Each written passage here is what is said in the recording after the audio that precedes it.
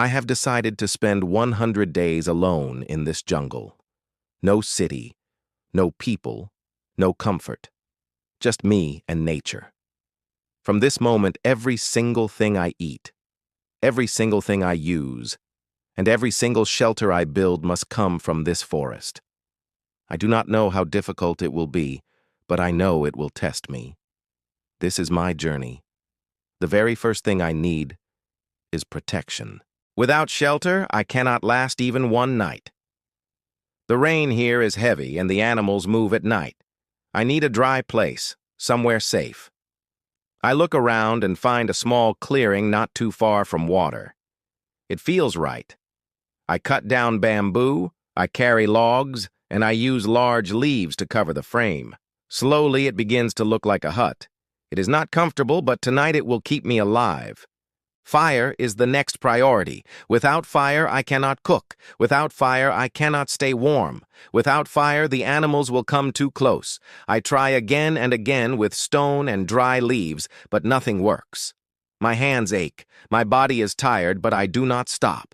Finally, a spark catches, smoke rises, and flames spread across the wood. The fire is alive, and for the first time, I feel hope. Food is another challenge. Hunger makes me weak, and weakness makes me slow. I search along the stream, I find some roots, and I catch a few small fish with my hands. They are not enough, but at least they give me strength. When I cook them on the fire, the taste feels like a reward for all the effort. Out here, nothing comes easy, but every small success feels bigger than a feast. Days turn into weeks. I build tools from bamboo and stone, a spear to fish, a simple trap to catch small animals, a container to collect rainwater. Each tool makes my survival easier. Each day, I learn something new. Sometimes I fail, sometimes I succeed, but always I keep going. The ground is never truly safe. Snakes, insects, and water can all destroy what I have built. I look up at the trees, and I see a new idea. I will build a home above the ground, a treehouse, somewhere dry, strong, and safe. It will take time, but it will be worth it. I find the right tree, I climb, and I begin. Piece by piece, bamboo poles rise, vines hold them together, my hands bleed, my back aches, but the dream of a house in the trees pushes me forward. The first night I spend up there, even with just a floor, feels different. I look down and see the jungle below me, and I feel safe. Higher than the insects, away from the snakes, above the damp ground. It feels like victory. The jungle is not kind. Storms come with thunder and heavy rain. The roof of my shelter leaks, and water runs across the floor. The fire goes out, and I sit in the dark, cold and wet. For a moment, I wonder if I can continue. But then I remember why I am here. I patch the roof, I rebuild the fire, and I make it stronger. Every failure becomes a lesson. Every lesson makes me better. Rain is not only a problem, it is also a gift. It gives me clean water. I cut bamboo and use it as a container.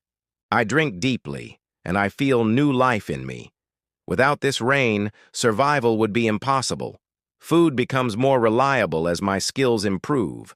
I catch fish more often. I find fruits hidden in the trees. I roast them over the fire.